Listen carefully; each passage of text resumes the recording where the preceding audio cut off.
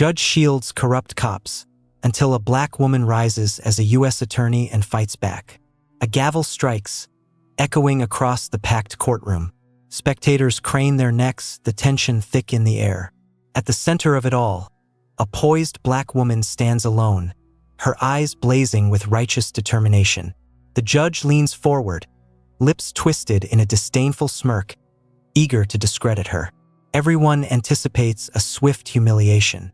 How could this lone voice combat the weight of the police, the system, and a seemingly untouchable judge? Yet behind the woman's calm facade lies an unshakable secret. In mere moments, the entire court will realize they have gravely underestimated her, and justice will have its day. The fight for truth. It was a brisk morning in downtown Philadelphia when Jessica Morgan hurried across Market Street, briefcase in hand. The wide smile on her face belied the stress weighing on her shoulders.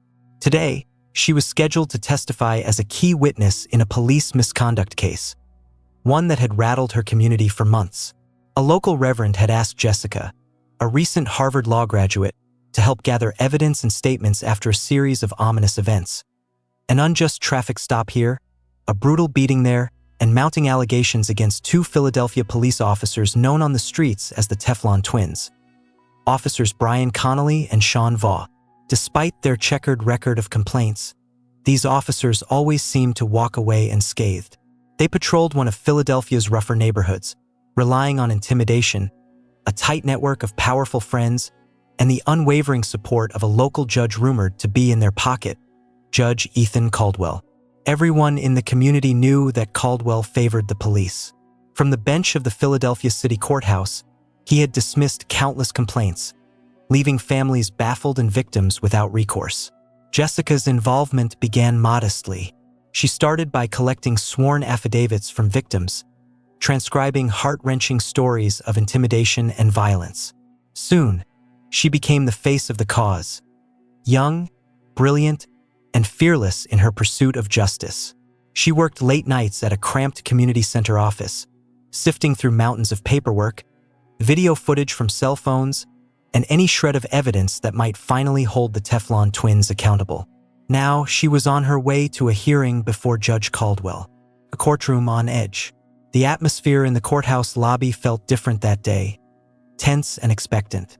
A group of protesters had gathered outside, holding signs demanding justice for victims of police brutality. Television cameras panned across the crowd. Reporters rattled off updates, speculating on the hearing's outcome.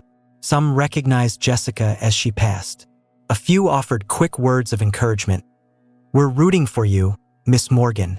Others anxiously asked if she truly believed she could bring these officers to justice. Jessica took a steadying breath and pushed open the tall mahogany doors leading into courtroom 3B. Inside, hushed conversations filled the gallery. The families of victims were seated on one side. On the other, uniformed officers sat in silent unity behind Connolly and Vaugh. At the front of the room, perched on a high wooden dais, was Judge Caldwell himself. He was a towering figure with sharp features, his narrow eyes scanning the room with a dispassionate glare. As Jessica approached the plaintiff's table, her gaze briefly flickered to Caldwell. The faintest of smirks played on his lips, as though he had already decided the case before it began. Jessica set down her briefcase, mentally reviewing her notes. She had spent countless hours preparing. She knew the law, she had credible witnesses, and she believed the truth would prevail. The question was whether Judge Caldwell would allow that truth to be heard. The case unfolds. Reverend Howard Newton, a well-respected community leader, took the stand as the first witness. Dressed in a crisp navy suit, he clutched a well-worn Bible in one hand as he took his oath. His testimony painted a stark portrait of the Teflon Twins' history in the neighborhood. He told of traffic stops that turned into violent interrogations, a young man hospitalized with broken ribs, and repeated instances where victims' complaints mysteriously vanished into thin air. Jessica listened intently, her heart pounding. She glanced at the defense table. Connolly and Vaugh barely flinched. Their lawyer, Thomas Berryman, was a seasoned defense attorney with an impeccable record of getting law enforcement off the hook. Jessica knew Berryman would spare no tactic, no matter how aggressive, to keep his clients free. When it was Jessica's turn to question Reverend Newton, she carefully laid out each instance of misconduct. Photos of bruised bodies were passed through the court. The gallery murmured in shock at the harsh reality displayed.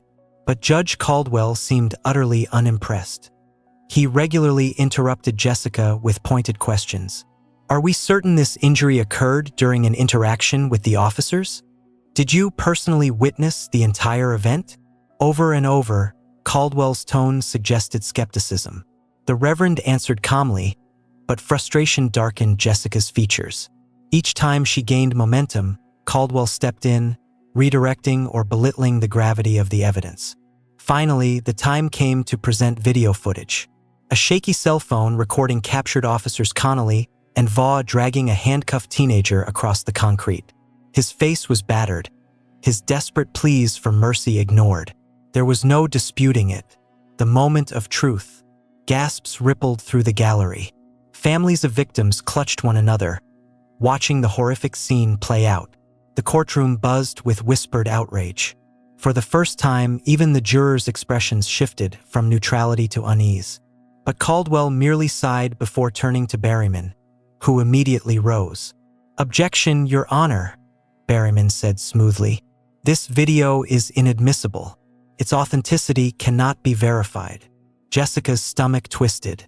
She had expected resistance, but the blatant disregard for evidence was infuriating. Caldwell nodded.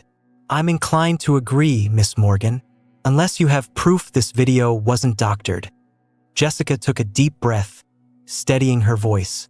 "The phone it was recorded on is here, Your Honor.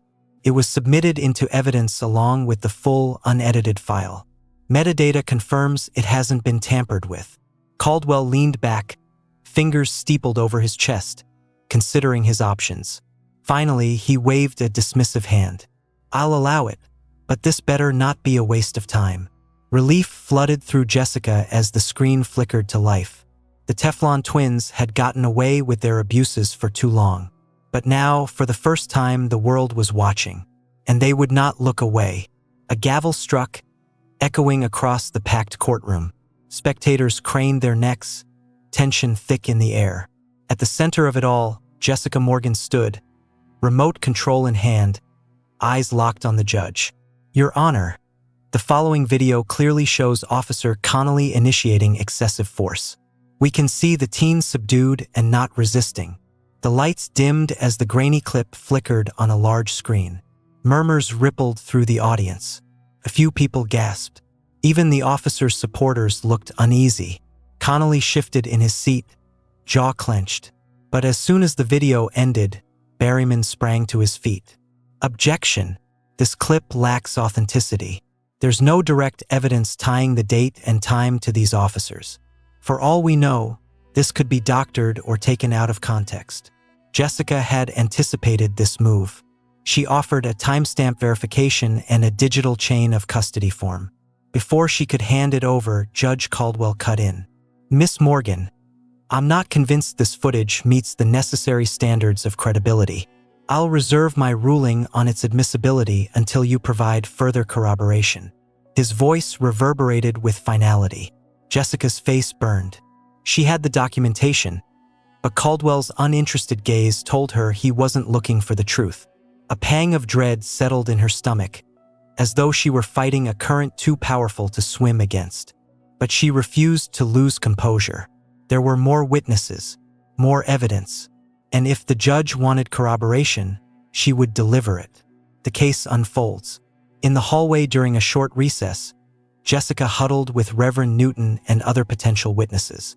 She ensured they were ready to testify. Each moment, her suspicions about Caldwell's bias grew stronger. But she also saw something else, a building resolve in the community members who had come to support her. Despite the obstacles, they believed in her. Someone had to expose the truth. Her determination solidified. She silently vowed she wouldn't let this judge or these officers continue to trample over the rights of innocent people. She would fight back with every legal weapon at her disposal. A new witness. When the recess ended, Caldwell's demeanor sharpened. His impatience was palpable as he briskly resumed the hearing. Let's keep this concise, Miss Morgan. The court's time is valuable. He tapped his gavel. Jessica called her next witness, Tabitha Brown, a single mother whose harrowing story of a wrongful drug raid had shaken the neighborhood just months ago. A story of abuse. Late one night, Officers Connolly and Vaugh burst into Tabitha's home without a proper warrant. They accused her of harboring narcotics. Her frightened child watched as his mother was pinned to the ground. The raid yielded no drugs. No charges were filed. But the trauma lingered. Tabitha's voice trembled as she recounted the incident. She described how Vaugh barked orders at her 9-year-old son to stand in the corner. How Connolly kept pressing her face into the carpet, even after she was cuffed. Jessica glanced toward the jury box, though this was just a motion hearing before the judge. She noticed how deeply the story resonated with the few officials allowed to observe. For a moment, she dared to hope. Maybe this testimony would finally crack the judge's icy facade. But Caldwell remained stoic. His expression never wavered. Then Jessica saw it, a flicker of acknowledgement between Caldwell and Berryman. Her stomach twisted, a ruthless cross-examination. When Tabitha finished her tearful account, Berryman rose, cold, calculated. "You've had financial troubles, correct, Miss Brown?" Tabitha hesitated. "Yes, but..." "And you'd do anything to get money, including filing a frivolous lawsuit against the city." "Correct." Berryman's voice was sharp, cutting through the emotional weight of her testimony. He twisted her words. Jessica objected. "Objection. Argumentative. Overruled," Caldwell said dismissively. The pattern was glaring now. Caldwell was aiding the defense at every turn. Berryman had free rein to poke holes in the witnesses' stories. But whenever Jessica challenged the officers' accounts, Caldwell clamped down. By the end of the hearing, it felt more like a charade than a pursuit of truth. The aftermath. Outside the courthouse, reporters swarmed. Cameras flashed. Microphones were thrust forward. Jessica offered a composed statement. "We stand by our evidence. We will not be silenced." But deep down, she felt a growing pit of despair. The Teflon twins were slipping away. Again, shielded by Judge Caldwell. A shocking phone call. That evening, Jessica's phone rang. It was a law school friend from the U.S. Attorney's Office in the Eastern District of Pennsylvania. "I caught a snippet of your hearing on the local news," her friend said. "That judge is notorious." Jessica frowned. "Notorious how?" There was a pause on the other end. Then, "Off the record, there's chatter about Caldwell's conduct. Some rumors suggest he's involved in more than just questionable rulings." Jessica's grip on her phone tightened. Her case had just taken a turn, and this fight just became personal. A gavel struck, echoing across the packed courtroom. Spectators craned their necks, the tension thick in the air. At the center of it all, Jessica Morgan stood, poised, determined, unshaken. The judge leaned forward, lips curling into a disdainful smirk, eager to discredit her. Everyone expected swift humiliation. How could this lone voice stand against the police, the system, and an untouchable judge? Yet behind Jessica's calm facade lay an unshakable truth. And within moments, the court would realize just how gravely they had underestimated her. Justice was coming. A whistleblower steps forward. "It's hush-hush." Jessica gripped her phone as her law school friend continued. "Keep pushing. If something big comes up, the feds might take notice." She hung up, an uneasy mix of hope and fear swirling inside her. She had no idea just how explosive things would become, nor how central she would be to bringing Judge Caldwell down. For now, she had to remain steadfast, forging ahead despite the odds. The web of corruption. Days turned into weeks as the hearing stretched on. Jessica found herself staring at evidence that should have been enough to convict any other citizen. But in Philadelphia's justice system, power was knotted at the top, with Caldwell sitting at its apex. Every time Jessica brought forth new witnesses or documents, Caldwell found excuses to dismiss or question them. Whispers circulated through courthouse staff. Some claimed Caldwell had deep political ties, especially through his father-in-law, a retired state senator still pulling strings behind the scenes. Others spoke of a mysterious vanished file, one that had allegedly contained a reprimand against Caldwell for mishandling funds. A mysterious call. Late one evening, Jessica sat in her cramped office, poring over a stack of depositions. Her phone rang. Blocked number. She nearly ignored it, but something told her to pick up. "Miss Morgan," a gravelly voice said, "I have information on Caldwell. Meet me tomorrow, 7 p.m., Rittenhouse Square. By the fountain." Then the line went dead. Jessica stared at her phone, suspicion battling curiosity. Was this a trap? Or was it someone finally fed up with Caldwell's corruption? She weighed the risk. Ultimately, her desire for the truth overcame caution. She decided to go. A risky meeting. The next evening, Jessica arrived at Rittenhouse Square just before dusk. The park was alive, joggers, couples strolling hand in hand, dog walkers. She scanned the area.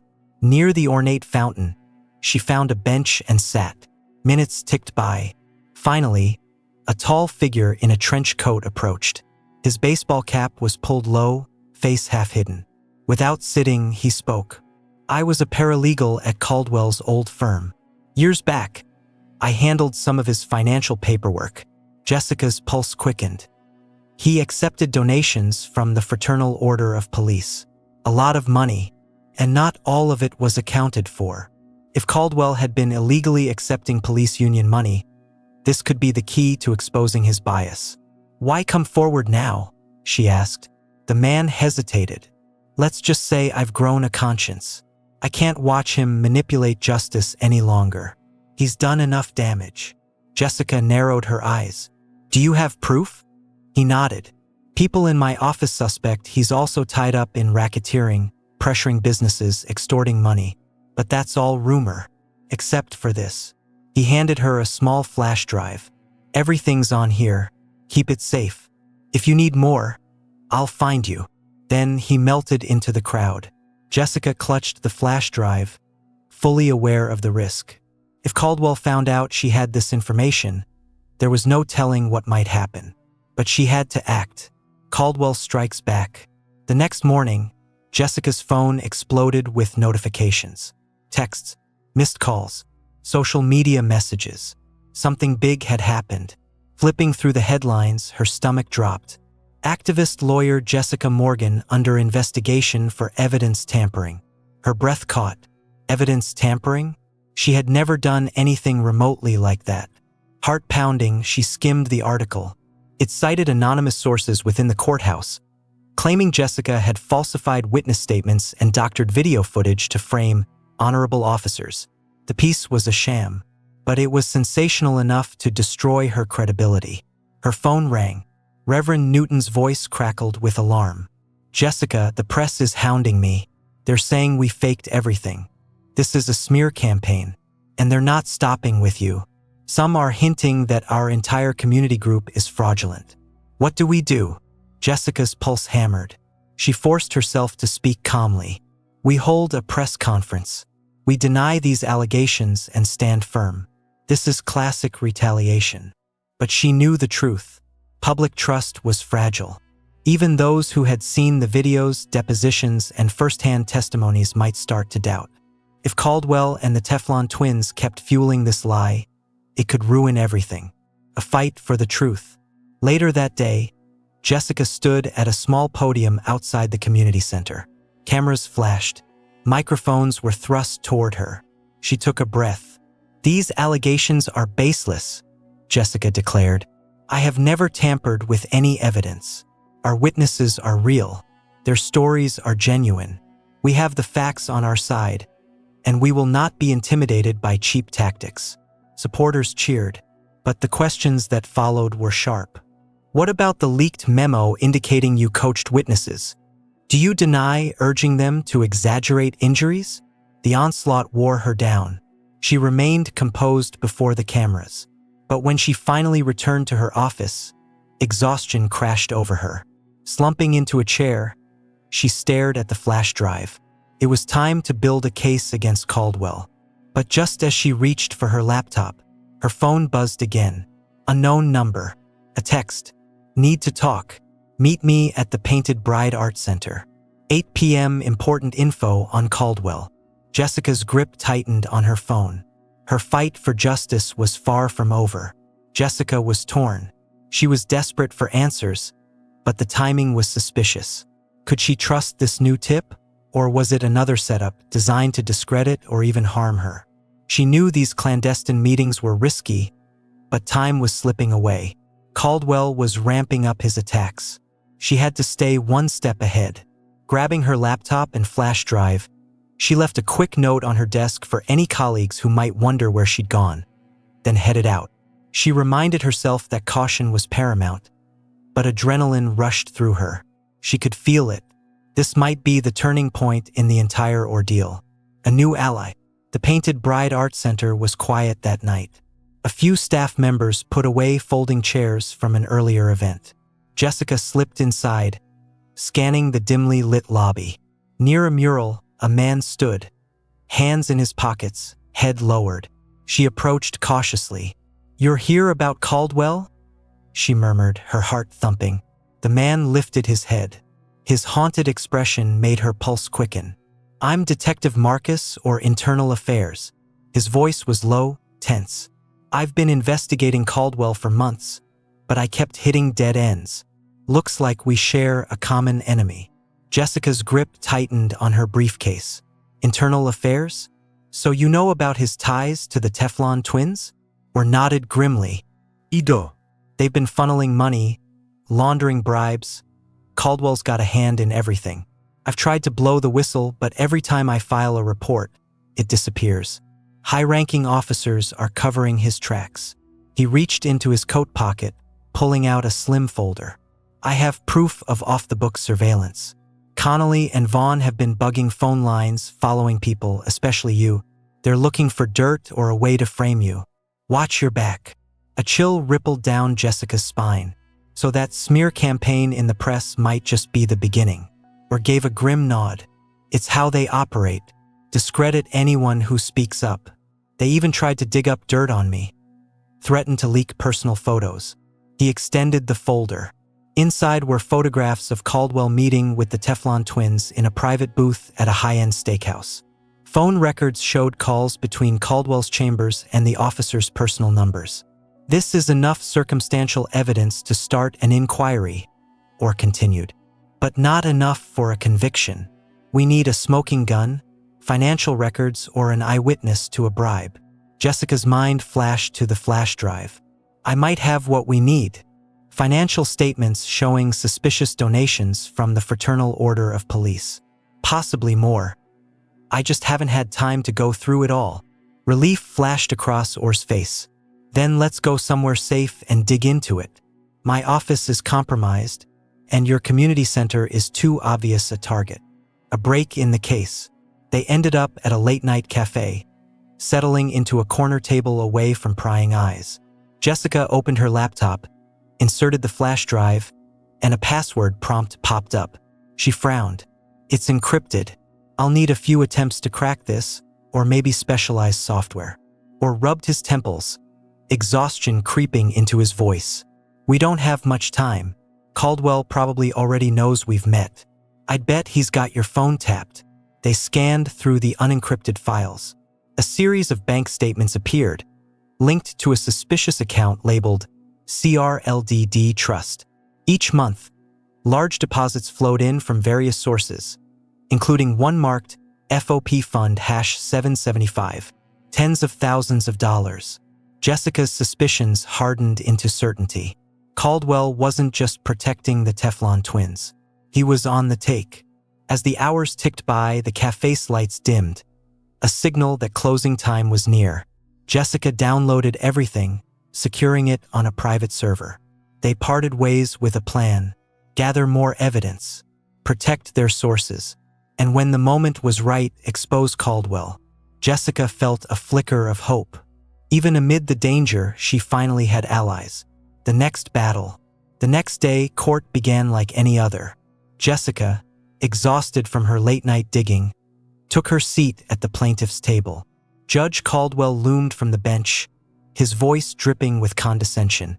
"Miss Morgan," he drawled, I trust you've recovered from yesterday's public relations fiasco?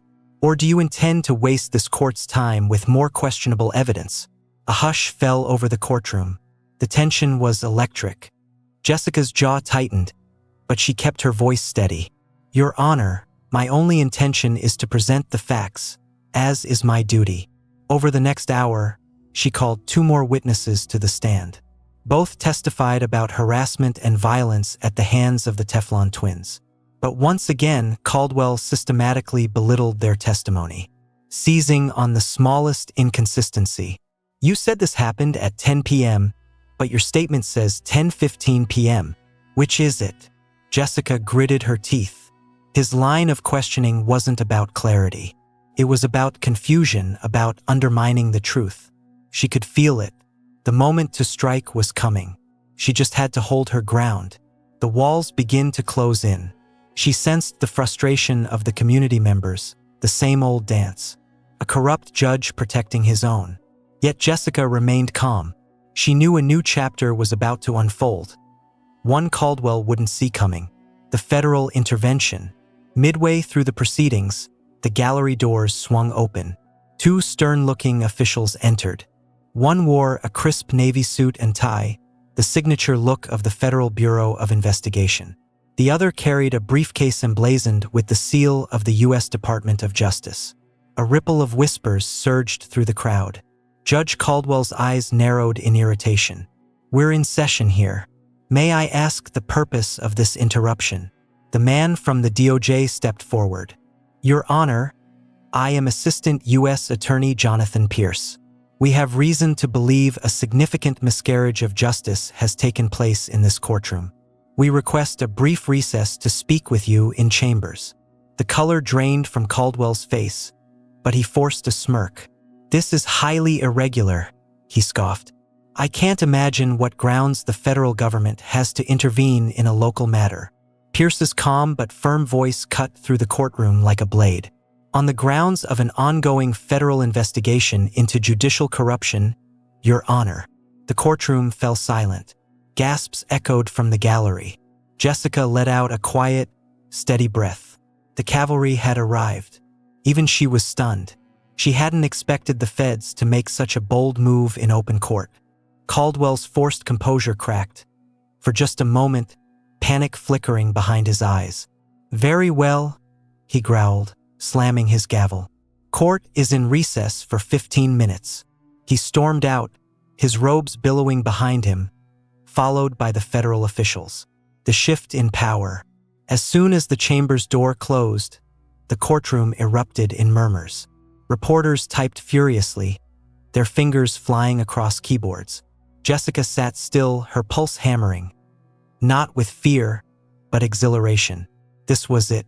Caldwell's reign of unchecked power might finally be nearing its end. She scanned the faces in the crowd. Among the community members, hope flickered. Even among the police officers seated behind the defense table, there were shifts in posture. Some glancing at each other, uncertainty replacing their usual arrogance. Across the room, the Teflon twins huddled with their attorney, Berryman. The seasoned defense lawyer, usually unflappable, looked genuinely rattled. Time crawled. 15 minutes turned into 30. Then an hour. Jessica paced, whispering reassurances to nervous witnesses and supporters.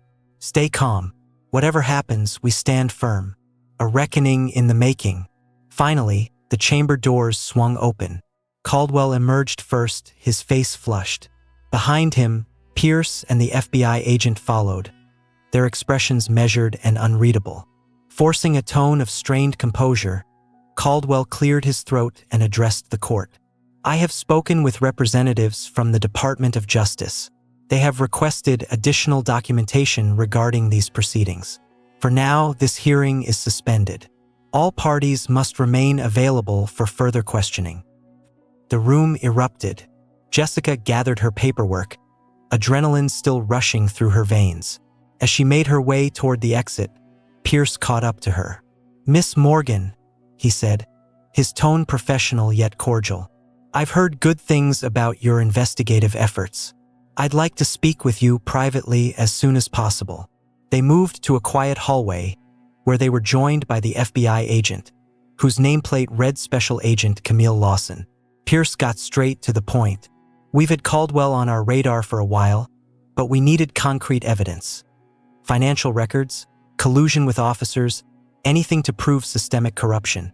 Jessica's heart pounded with realization. "I have documents, 2 bank statements, photographs, testimony. And we're working on decrypting a flash drive that could hold even more details about Caldwell's bribery." Pierce and Lawson exchanged a glance. "That aligns with our findings." Pierce leaned in. "When you have that drive decrypted, we need it. We'll work together, but keep it quiet. Caldwell isn't the only one under suspicion. Some of his associates hold powerful positions in this city." Jessica nodded, her stomach twisting. "I understand. I'll be careful." Lawson's expression hardened. "We're also aware of the smear campaign against you. Don't let it shake you. Caldwell and his people have used these tactics before." Jessica felt a surge of resolve. She wasn't alone anymore. The federal government was now in the fight. But that also meant one thing: Caldwell would strike back harder, preparing for the final battle. That evening, Jessica gathered her allies, Reverend Newton, Detective Orr, and a few trusted community leaders. She relayed the day's events. Excitement flickered in their eyes, but Reverend Newton remained cautious. "We must remain vigilant," he warned. "Evil doesn't yield easily." Orr agreed. "We're dealing with men who believe they're untouchable. They'll fight tooth and nail to protect their empire. We need to be ready for anything." Jessica nodded. Despite the looming threat, she felt a glimmer of optimism she hadn't felt in weeks. The storm before the fall. In the days that followed, the court proceedings lay in limbo, overshadowed by the federal investigation. The Teflon twins still tried to project confidence, striding through precinct hallways with smug grins. But the rumors flew faster than their denials. Internal affairs was closing in. Caldwell, once an imposing force in the courthouse, had become a ghost. He came in only for essential duties, avoiding public appearances, his once powerful aura fraying at the edges. Jessica knew this wasn't over. Not yet. The final battle was coming. And this time, Caldwell wouldn't be the one calling the shots. Jessica kept herself occupied decrypting the flash drive, with assistance from a tech-savvy friend. She managed to unlock a concealed folder, which contained a treasure trove of damning files. Emails exchanged between Caldwell and certain police union leaders, references to large loans that were never repaid, and encrypted discussions about dealing with uncooperative lawyers and witnesses. Each new discovery sent a wave of shock and anger through Jessica, but she was cautious, backing everything up and transferring duplicates to Pierce and Lawson. Then came a call that changed everything. "Jessica, it's Jonathan Pierce, the AUSA. We've been tracking your progress," he began. "The U.S. Attorney's Office is looking for fresh talent, someone who understands this case thoroughly, someone who is personally invested in seeking justice for the community." Jessica's eyes widened as he continued. "You've demonstrated skill, resilience, and an unwavering commitment to the truth. How would you feel about joining our team as a special assistant U.S. attorney, specifically to prosecute Caldwell and his associates?" For a moment, her mind raced. She had only recently passed the bar and never imagined she would be considered for a federal position so soon. But the opportunity was too significant to ignore. This wasn't just a career move. It was a chance to confront corruption at the highest levels, armed with the full force of federal authority. She had to pause to collect herself before responding. "Yes, of course. I would be honored," she said. Pierce chuckled. "That's the spirit. We'll fast-track the paperwork.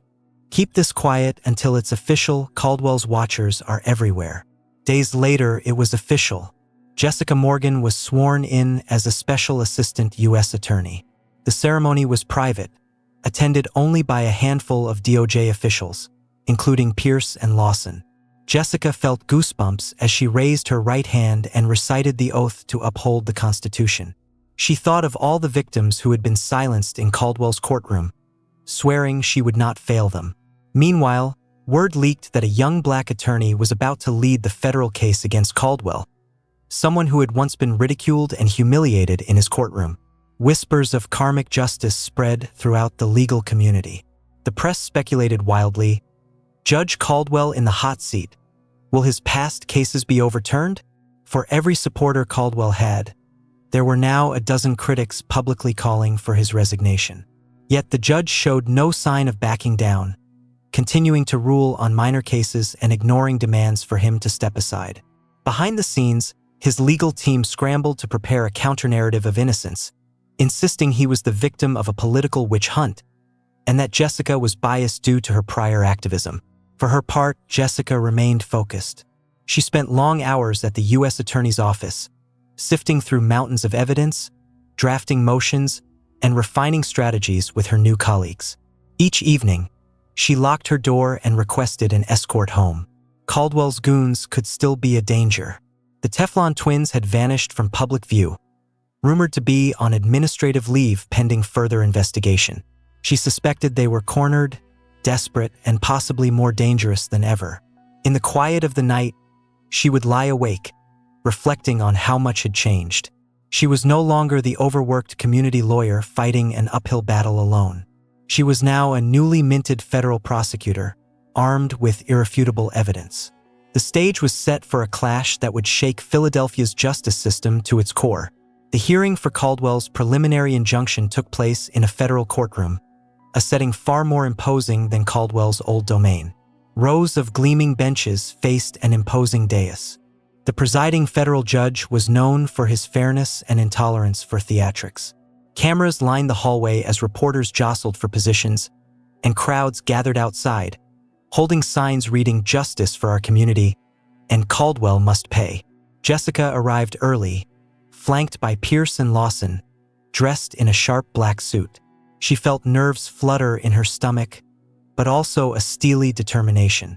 This was what she had trained for, what her experience in Caldwell's court had prepared her to face. When Caldwell entered the courtroom this time, as the defendant and not the presiding judge, whispers rippled through the gallery. He appeared older, more haggard, a man under siege. His defense attorney, a high-profile litigator named Melline Branson, exuded cool confidence. They took their seats, and Caldwell cast Jessica a look of open disdain. Opening statements began. Pierce handled the broad strokes, outlining the Department of Justice's case. Evidence of financial misconduct, collusion with known corrupt officers, and obstruction of justice. He then handed the floor to Jessica for a more detailed presentation.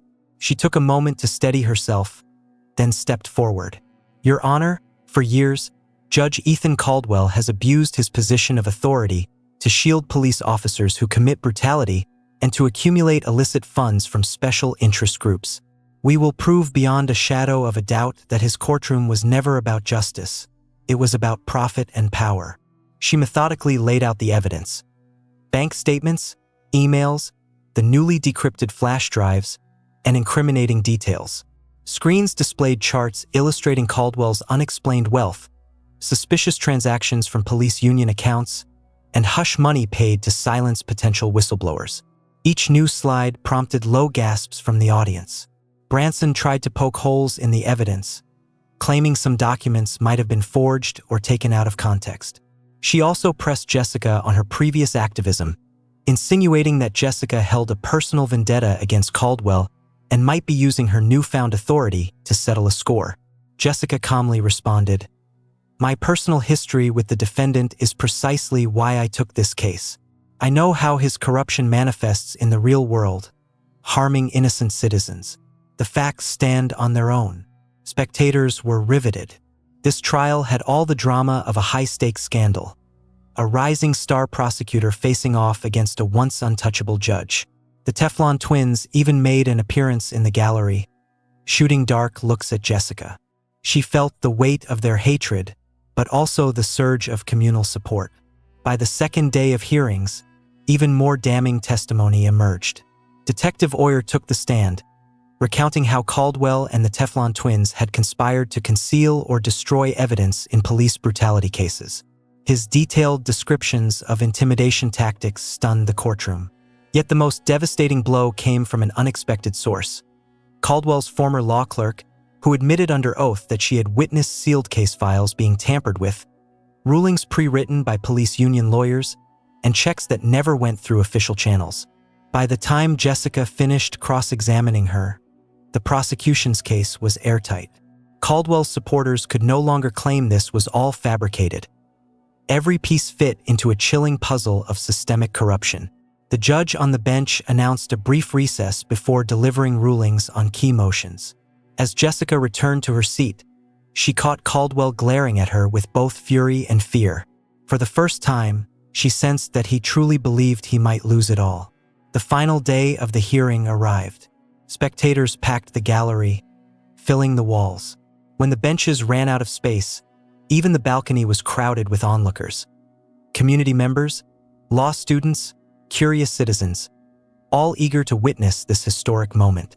Federal Judge Samuels entered, face stern, gavel in hand. "Order in the court," he said quietly, and a hush fell. He turned to Caldwell and his defense team. "After carefully reviewing the evidence, it's clear we have a serious matter of federal jurisdiction. This court finds sufficient probable cause to proceed with a full criminal trial on charges including racketeering, bribery, and obstruction of justice." At the declaration, cameras clicked, and reporters scrambled for updates. Caldwell's face went ashen. Branson tried to object, but Judge Samuels continued, "Bail will be set at a high amount, and the defendant will surrender his passport." He banged his gavel, signaling the end of the hearing. A spontaneous cheer erupted from the gallery. Jessica allowed herself a brief, relieved smile, though she knew the battle was far from over. This was merely the prelude to a larger criminal trial. Caldwell still had resources and connections, but for now, justice was moving forward. As the courtroom emptied, Caldwell lingered. Jessica noticed him staring at her with unsettling intensity. He walked over, ignoring the warnings of his own attorney. "This isn't over, Miss Morgan," he hissed. "You might think you've won, but I know you're kind. You're always out for a quick victory, never seeing the bigger picture." She looked him straight in the eye.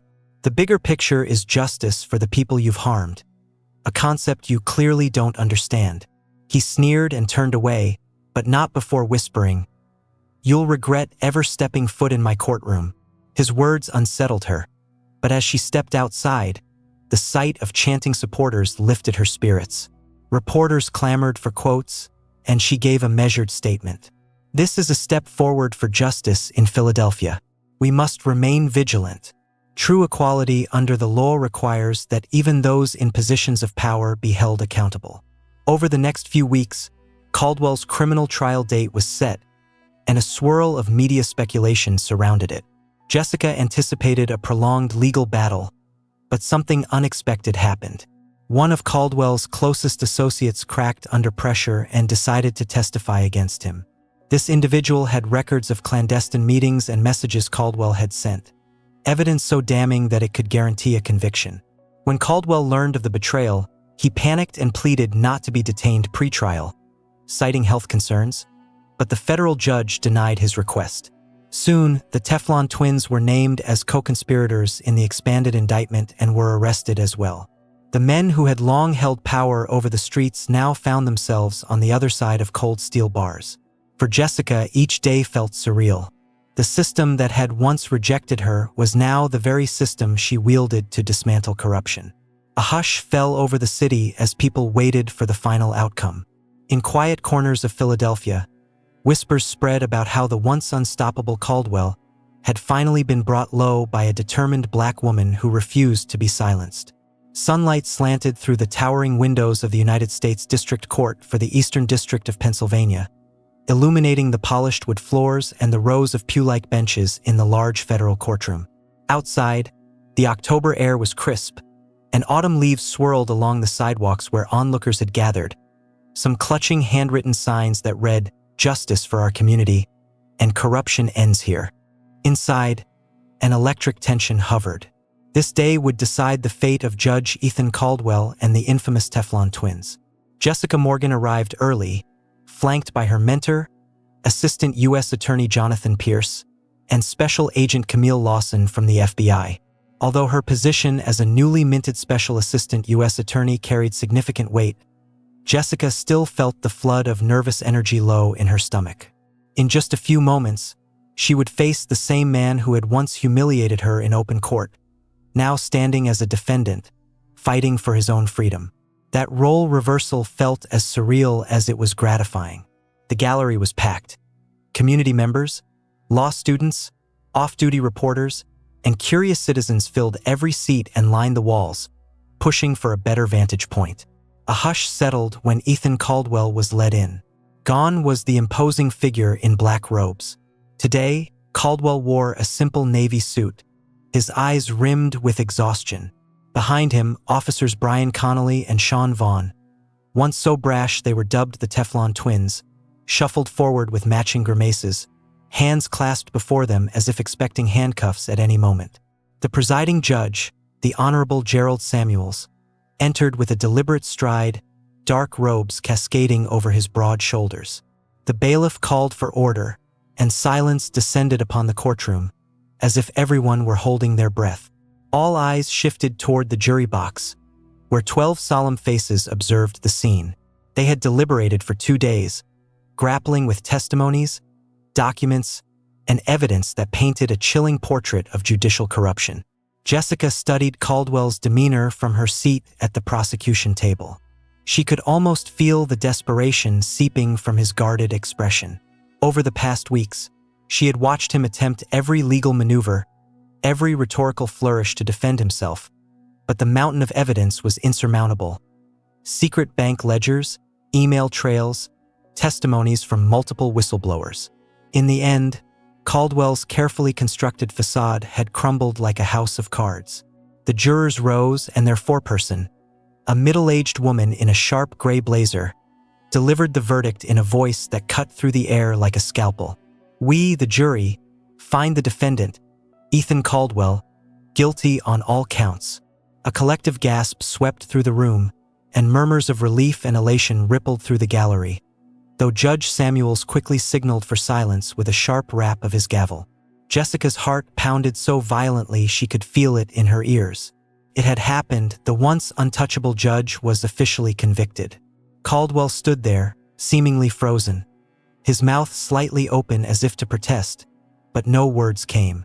Where before he had exuded icy confidence, he now appeared visibly shaken. His gaze flicked toward Jessica, filled with resentment and regret. For a moment, their eyes met, and she wondered how he felt in that moment, knowing that the very person he had once dismissed was key in exposing his corruption. Yet the trial was not over. Next came the sentencing phase, and Judge Samuels, known for his clear-eyed approach to justice, wasted no time. He had followed every detail of the trial with painstaking attention.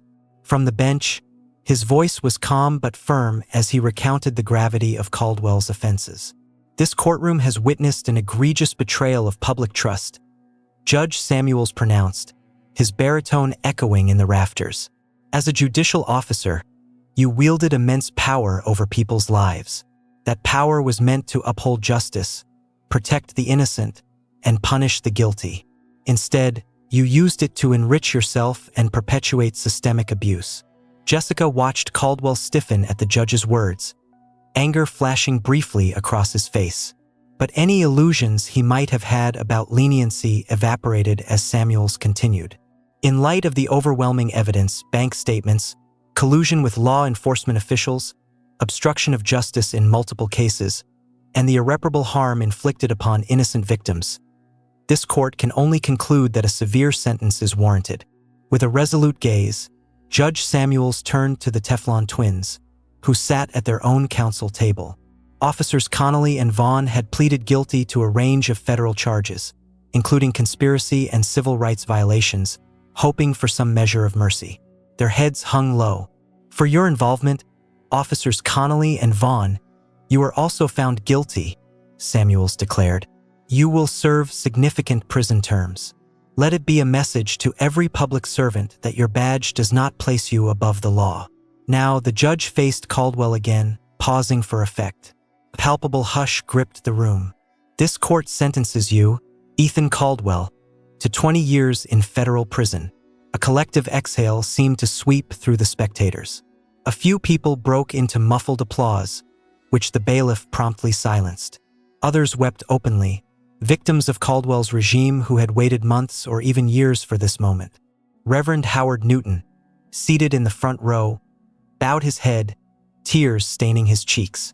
Detective Marcus Oyer, the internal affairs officer who had risked his career to expose the truth, simply stared straight ahead, relief and exhaustion etched on his features. Jessica's throat tightened. She closed her eyes for a fleeting moment, letting the reality wash over her. This was not a moment of hollow victory or smug satisfaction. It was a testament to resilience, community solidarity, and the unwavering principle that justice must serve everyone equally. A flurry of administrative tasks followed. Terms of Caldwell's remand, discussions of restitution to certain victims, and instructions for the official record. The Teflon twins were escorted out first, heads lowered, their once intimidating presence now completely deflated. Then came Caldwell, his ankles and wrists soon to be bound by the same system he had once manipulated so expertly. As soon as court adjourned, the gallery erupted in a tidal wave of chatter and emotion. The heavy wooden doors opened, and reporters outside clamored for statements. Jessica stepped into the crisp afternoon air, feeling it fill her lungs like a promise of renewal. A swarm of microphones and cameras pivoted toward her. Flashes went off, and voices overlapped. "Miss Morgan, can you comment on the significance of this verdict? How do you feel about bringing down the judge who once dismissed your claims? What message does this send to corrupt officials everywhere?" She raised a hand to quiet them. The reporters crowded around, and Jessica spoke with conviction. "I believe today's outcome shows that no one, not even those in positions of power, can escape accountability forever. This victory belongs to the community who refused to be silenced, to the courageous whistleblowers who risked everything, and to all who still believe in the power of the law when it is wielded with integrity." At her side, Assistant U.S. Attorney Pierce nodded, stepping in to reinforce her words. Special Agent Lawson stood behind them, representing the federal law enforcement team that had worked relentlessly to piece the case together. For a brief moment, Jessica's mind flashed back to her early days, standing alone in a hostile courtroom, doubted and demeaned. Now she was far from alone. As she scanned the crowd, her eyes landed on faces once filled with anger and despair, now alight with vindication. A mother whose home had been unjustly raided, a teenager who had been brutally beaten and never saw justice until now, a father who had lost faith in the system only to witness its redemption in this very trial. The news crews continued broadcasting live, capturing a historic moment in Philadelphia's legal history. Standing on the courthouse steps, Jessica felt an unspoken recognition. The real work had only just begun. While Caldwell's fall was a turning point, systemic change would require persistent vigilance. Corruption might have lost a powerful ally, but it could always find another face if people looked away. Still, for that moment, stirred by a brisk wind and the weight of a monumental triumph, Jessica allowed herself a quiet affirmation. The seed she had planted in the darkest of hours had borne fruit. She had confronted the man who sought to humiliate her, forced him to answer for his crimes, and secured a measure of justice for countless victims who believed the system had abandoned them. As the camera lights dimmed and the crowd began to disperse, Jessica stood a little taller, shoulders squared. She had upheld the oath she took upon becoming a lawyer, to champion those who lacked a voice and defend the rule of law against all who would abuse it. In the end, the reign of a corrupt judge collapsed under the weight of truth, and in its place, a new pillar of hope arose for everyone who dared to believe that justice, though often delayed, was never truly out of reach. This powerful story reminds us that integrity and determination can dismantle even the greatest abuses of power. We followed Jessica Morgan's remarkable journey from a lone community advocate, humiliated in court by a corrupt judge, to a fearless Special Assistant U.S. Attorney who helped bring that very judge to justice.